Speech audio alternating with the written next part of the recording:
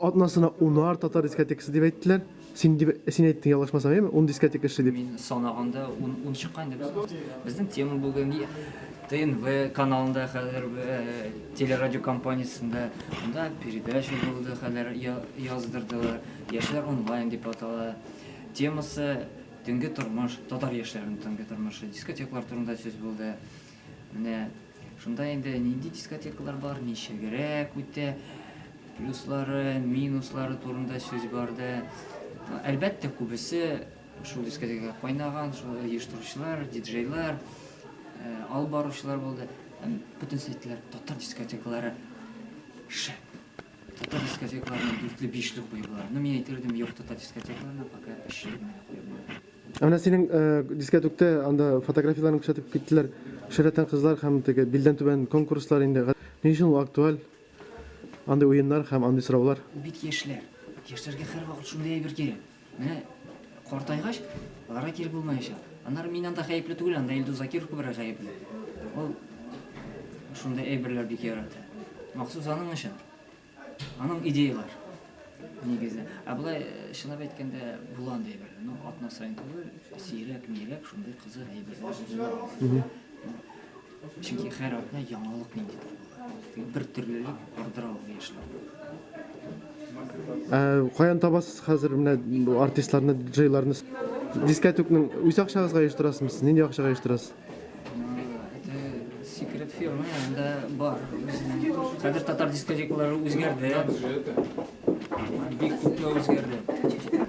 Яшьләр үзләре дә табылар. Алар без һәр вакыт даими рәвештә яшь җырчыларны, диджейларны алып баручыларны бик эзлибез, карыйбыз, кемнәр туры килә, именно ул бит һәрбер дискотеканың үзенең традицияләре бар.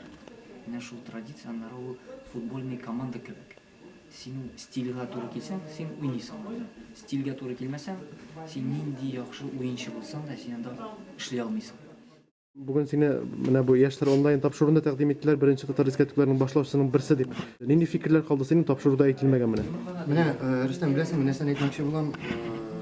Беренче дип әйтү бу ялгыш әзрәк. Чөнки әлбәттә беренчеләрнең берсе әлбәттә 94-96 елларда әлбәттә минем хөрмәт иткән шәхесләрнең берсе Нур Алиев дигән шәхес үткәрә башлады. Ләкин мин беренче дип нәрсәгә әйтә башладылар, чөнки без менә минем коллегам белән иң беренче менә Казан шәһәрендә безнең башкалабызда популяр булган клубларның берсе булды булса пирамида комплексында сыйфатлы иттереп үткәрә башлады. Шуңа күрә ул инде беренче дип әйтәләр һәм инде менә мин моның белән горурланам, кайчан булса башлаганбыз икән. Demek бүгенге көндә бик актив яшьләребез бар, бик тәсәлләтле, талантлы җырчыларыбыз бар.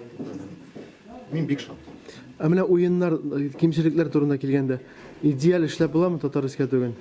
Милли итеп киемнәрдән анда миллиард кирәкме, анда миллион кирәкме аның өчен?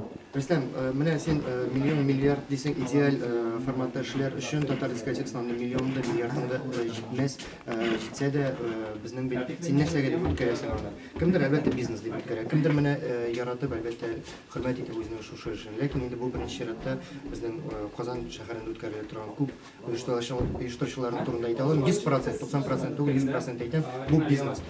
Бизнеста әлбәттә кайбер кадәр менә уеннарында, форматында барбар бөтенесен уйлабрак итәсең. Менә әгәр дә безнең публика, безнең тамашачы таләп иткән әйберне безнең оештыручылар һәм алып баручылар, диджейлар уйлап табып, әлбәттә аларның хозурына әлбәттә бүләк итә. Менә бу 10 дискотек барлыкка килеп бүген атнасына ул нәрсә күрсәтә? Ихтияж шундый зур микән ул нәрсә? Яхшы реклама бирәләрме? Ул Рөстәм, беләсең, ихтияж да рекламада түгел, ул менә кайбер сәләтлеләр. Мәсәлән, яхшы җырчылар бардыр. R&B форматында, хаус, транс форматында, попса форматында. Ул мин әйтә алам егетләргә, кызларга, мен көләмәсеннәр, башламасыннар. Кемдер кирәкмәгән җиргә тыгылганнан күрә, әйтик, шул җыр форматында, алып бару форматында, башка радиостанциялар эшләү форматында әйбәтләр эшләсә, миңа калса яхшырак да, аңа да публикалады бу. Ун дискотектан бүгенге көндә әйтә алам, Казан шәһәрендә безнең татар халкының мәкәсе бар. Башкалабыз Казанда сыйфатлылары өчәү генә.